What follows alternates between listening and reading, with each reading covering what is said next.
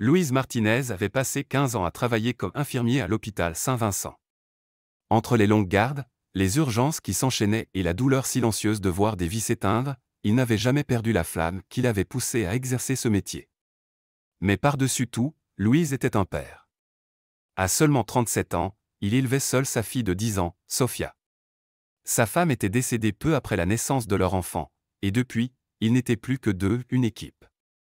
Un petit appartement, des repas simples, des histoires du soir racontées sur le canapé. Ce n'était pas luxueux, mais c'était chez eux. Chaque soir, avant de partir travailler, Louise s'agenouillait au pied du lit de Sophia et lui murmurait quelle était sa raison de vivre. Tout ce qu'il faisait, c'était pour elle. Elle lui souriait, à moitié endormie, en lui disant de faire attention et de ne pas se laisser mordre par les zombies. Il riait toujours à cette phrase. Si seulement elle savait. Tout a changé un jeudi soir. Les urgences étaient en ébullition, plusieurs victimes d'accidents, un manque cruel de personnel, et la tension palpable dans chaque couloir.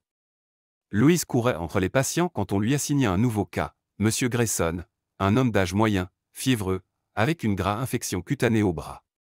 Avant même d'entrer dans la chambre, Louise avait déjà eu un briefing. Grayson était agressif, hostile, un habitué des lieux qui compliquaient la tâche de tout le monde. Mais Louise ne broncha pas.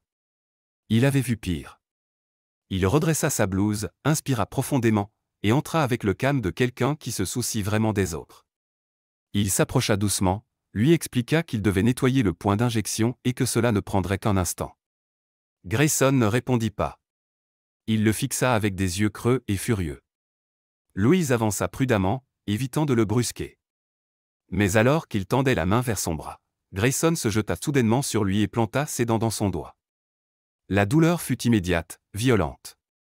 Louise retira sa main d'un coup, les yeux écarquillés, luttant pour garder son calme.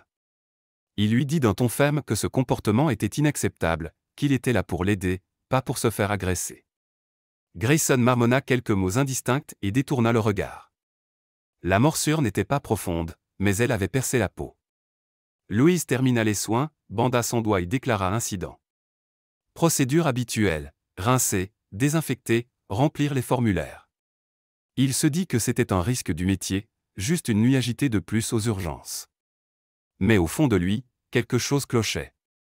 Quelques jours plus tard, Louise remarqua que la morsure ne guérissait pas comme elle aurait dû. Une petite bosse rouge s'était formée en plein centre de son doigt, dessinant une cible parfaite. Pas de douleur, pas de fièvre, juste une sensation étrange. Troublé, il montra la plaie à l'une des médecins les plus expérimentés de l'hôpital, le docteur Patel. Elle était directe, perspicace, connue pour voir ce que les autres rataient. Dès qu'elle vit la marque, son expression changea. Elle lui dit que ça ne ressemblait pas à une morsure normale. Une éruption localisée, en cercle concentrique, ce n'était pas bon signe. Elle lui demanda s'il avait d'autres symptômes, frissons, fatigue, quoi que ce soit. Il répondit non, juste cette marque. Le regard du docteur Patel se fit plus grave. Elle déclara n'avoir vu ça qu'une seule fois dans un vieux manuel, que c'était rare. Elle insista pour lancer une batterie complète d'analyses bactériennes, virales, tout. Elle le prévint de ne surtout pas prendre ça à la légère. Louise acquiesça, essayant de se convaincre que ce n'était probablement rien. Mais au fond, il sentait que quelque chose venait de commencer à dérailler. Louise l'espérait, mais son visage disait le contraire. Les résultats des analyses arrivèrent le lendemain. La docteure Patel le fit entrer dans son bureau, le visage fermé et pâle.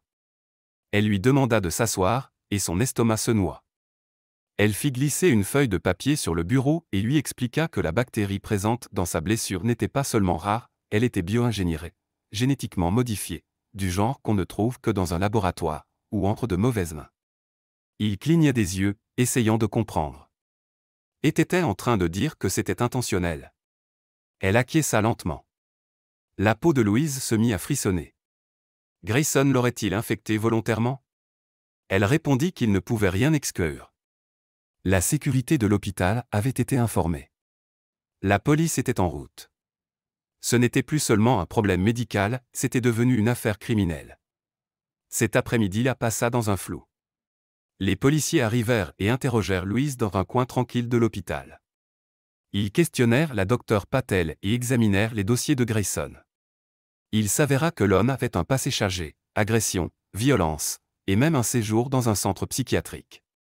Il avait déjà intenté plusieurs procès contre des hôpitaux, tous rejetés, et avait menacé un médecin qui refusait de lui prescrire des opioïdes.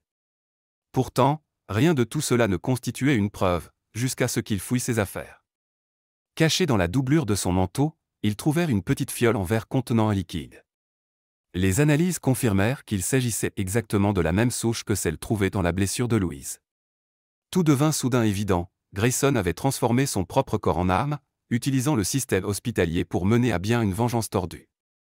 Louise eut de la chance. L'infection ne s'était pas propagée.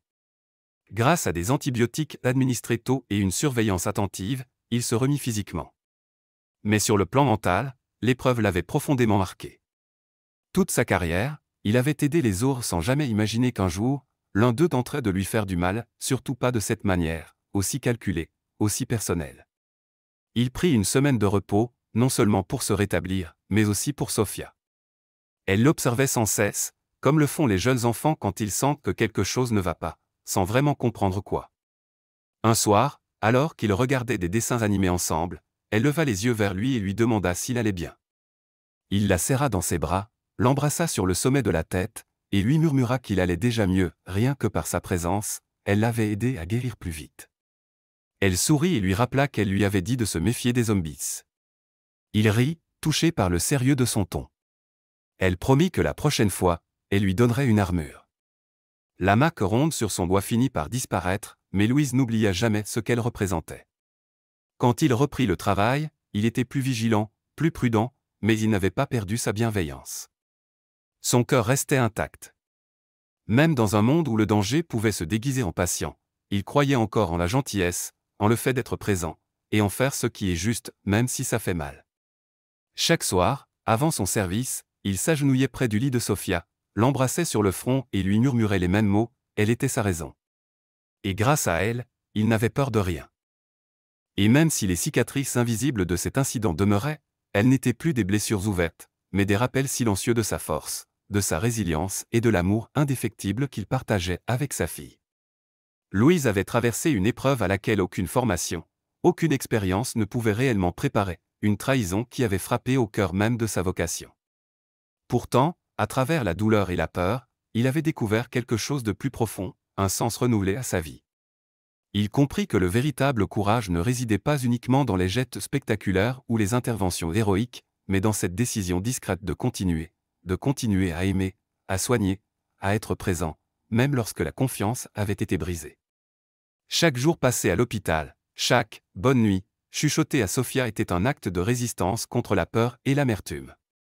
Il avançait désormais non seulement comme infirmier, mais aussi comme père, comme survivant, et comme homme porteur d'une foi intacte, en la guérison, en la bonté, et en la possibilité de lumière, même après les ténèbres les plus profondes.